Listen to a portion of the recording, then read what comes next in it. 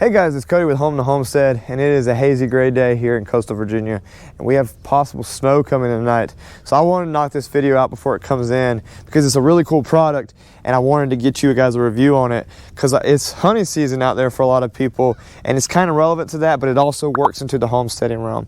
So real quick, the product we've got for you guys is the HME Hitch Hoist. And you may be thinking, like, Cody, why? You said it was about hunting, but I don't really hunt.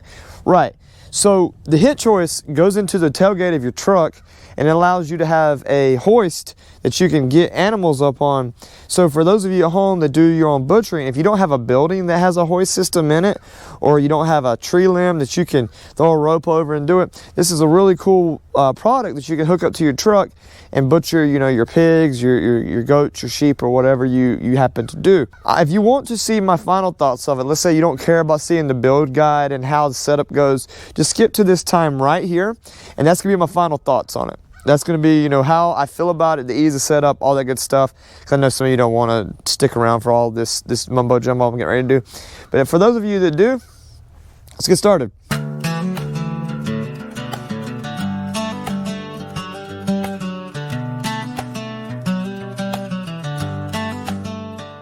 The one thing I will go ahead and say right off the bat that I like about this is there's a 400-pound capacity. I really hope that's true because most of the animals the average homesteader is going to be doing is be well below that. I mean, some of your bigger pigs can be closer to that, but as far as deer go, you know, you're definitely looking at, you know, well within that range. It seems like even though the box was beat up, it seems like the product is in good enough shape. So I'm gonna go ahead and get these directions out here and start trying to figure out how to put this thing together. The first thing we're gonna do is we'll take piece D1 and piece D2, and we're just gonna pin them together. Now mind you, we may have to go back a little bit later and repin everything, but I'm just doing this so stuff is in a stable position and not flopping all over the place. And you know, we can go back and make adjustments when everything is said and done. So now we're going to take part B, which is our connecting arm here, and you can make sure you know it's the right way up because if you have a sticker it says HME. And we're going to take the piece we just worked on, clear that grass off here, and we're going to stick this together. And we're going to go in there and pin it once again to make sure everything is staying nice and tight. So now before we proceed any further, we're going to go ahead and get our winch assembly onto part C2. So this is C2, you'll know it because it's got the kind of protruding tube as well as the ball bearings here. So to attach your winch assembly, you're gonna use 2 bolts, 4 washers, and these locking nuts. We're gonna take our winch assembly here. So what we're gonna do is we're going ahead and pop a washer onto that bolt, get this assembly staged, and pop that bad boy in there. Now ideally I can find the back side of the hole, but you know, never works that way. There we go. With that first one through, I'm gonna take another washer, pop that on there, and take my locking nut and just thread that into place. Now we're not trying to get these things super tight right off the bat. We're just doing that so everything's kind of being held in place before we go any further. And we're gonna do the same thing again. So we're gonna take bolt, washer, and we're going to thread that in, take another washer, another locking nut, thread that in. Now for this next part, you will need some tools.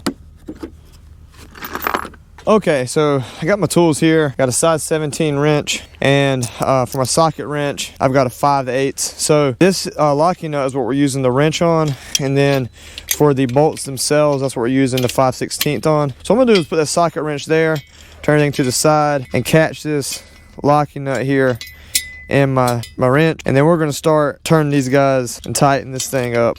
And you can see it's tightening down. You can see that bolt coming through that locking nut there. Cool. Now we're just gonna go to the other side and do the exact same thing. So now this is in there nice and tight. We're gonna go ahead and put the handle on this guy. So for the handle, you just take this locking nut off here,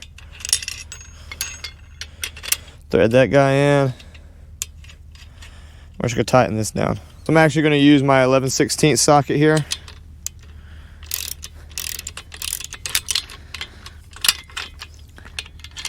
Just get it a little tighter. I don't want to get too tight because then you lose the functionality. So for tightening down this locking nut here, I'm gonna be using 19 millimeter. It seems like the good size for it. But once again, you don't want it super tight because you want that rotation there. So with that done, your winch assembly is finished. We're gonna be connecting the piece with the winch assembly, which is piece C2. We're gonna be connecting that to our B piece here. And the good part about this one is it's got its own little linch pin here.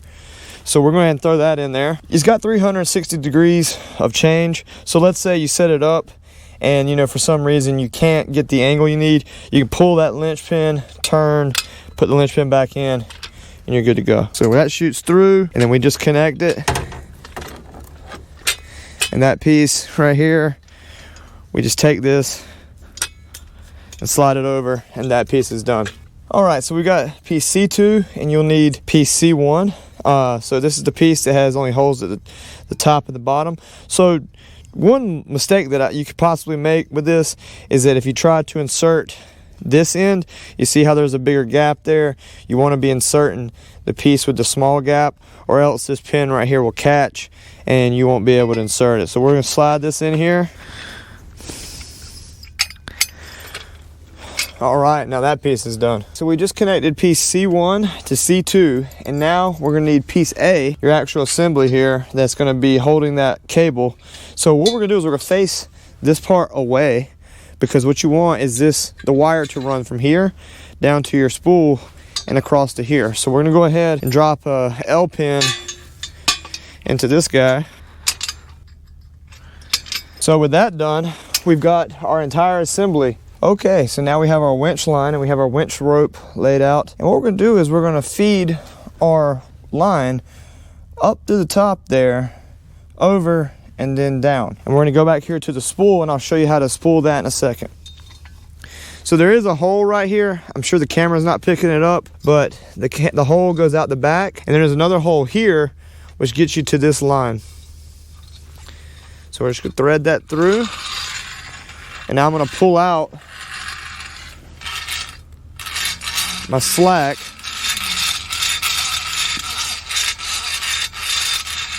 All right, if you guys have made this far in the video, you're probably here to figure out how to do this hoist and wire it up right.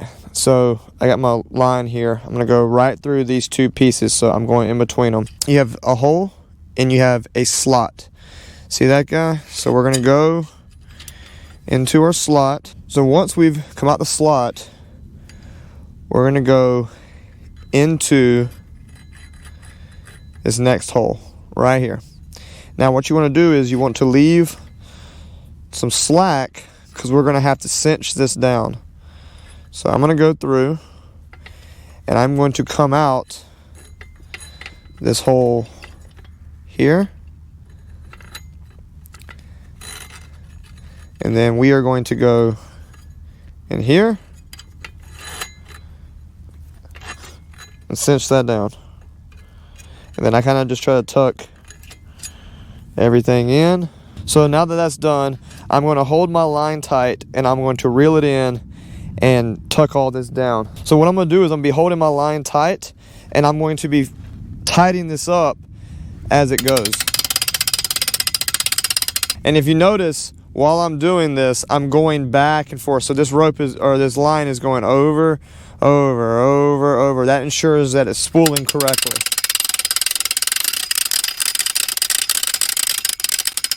But here we are. So we got the whole thing laid out. Now let's get it fitted in the truck.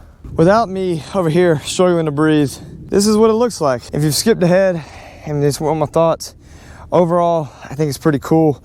I've obviously not used it with an animal yet. However, the assembly, very easy. A person could do it about an hour or less. The stability of it is very sturdy. It's like solid steel metal, like it's very durable. Like, you know, I would not want this dropped on me. I would not want this to hit me in some kind of way. Winch cable came in good condition. The product itself seems awesome. So if you're like me and you're a homesteader that finds himself needing a reliable hoist that you can use, something that doesn't take up a lot of room, or you know, if you don't have like a tree that you can do, because that's what we used to do when we were younger, I would highly recommend this thing. It's currently on Amazon, so I'll put the link down below. I believe that this is a good product for what it is. I got it for an early Christmas gift, so thanks, Angie, I love you. But yeah, look, I'm sorry this video's run long. I hope that you guys found it helpful. But yeah, if this video has helped you out, be sure you drop that like and subscribe. We do have a coffee now, but once again, don't feel the need to donate to it. However, we are going to be uploading some really cool videos there, some behind the scenes stuff, you know, so if it's something you're interested in and you want to learn more about our daily lives, you can find it there. But anyways, this has been Cody with Homes and Homestead, out here.